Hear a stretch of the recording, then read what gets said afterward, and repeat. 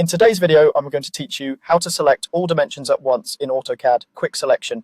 If you work on busy drawings with lots of annotation, this simple technique will help you gather every dimension in one go so you can adjust, move, or clean them up efficiently. First, open Quick Select. The fastest way is to type QSelect in the command line and press Enter. Don't worry about uppercase or lowercase. AutoCAD recognizes the command either way. When you run it with nothing selected, AutoCAD will look across the entire drawing by default, which is exactly what we want for a full dimension sweep. Next, in the Quick Select window that appears, set the object type. Open the object type, drop down and choose dimension. This tells AutoCAD to focus only on dimension objects, not lines, polylines, or other annotation. If dimension isn't visible at first, scroll through the list and select it. This is the key setting that makes the selection instant. Now, specify properties if you need to narrow things down. This step is optional. You'll see options to filter by characteristics such as layer, color, or dimension style.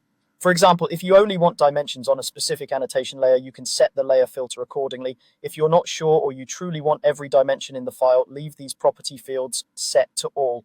That way, AutoCAD won't exclude anything based on a property you didn't intend to filter. Once that's set, apply the selection, click OK, and AutoCAD will automatically select all matching dimensions in the drawing. You'll see them highlight on screen, and the command line will report how many objects were selected. If the count seems off, reopen Quick Select and confirm the object type is set to dimension and that you haven't accidentally filtered by a property. With all dimensions selected, you're ready to modify or move them as needed. Because everything is already highlighted, any change you make will apply to the entire set.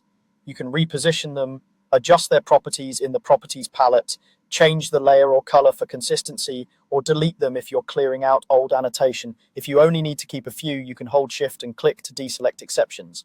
And if you try something and don't like the result, a quick undo gets you back on track. That's all there is to it.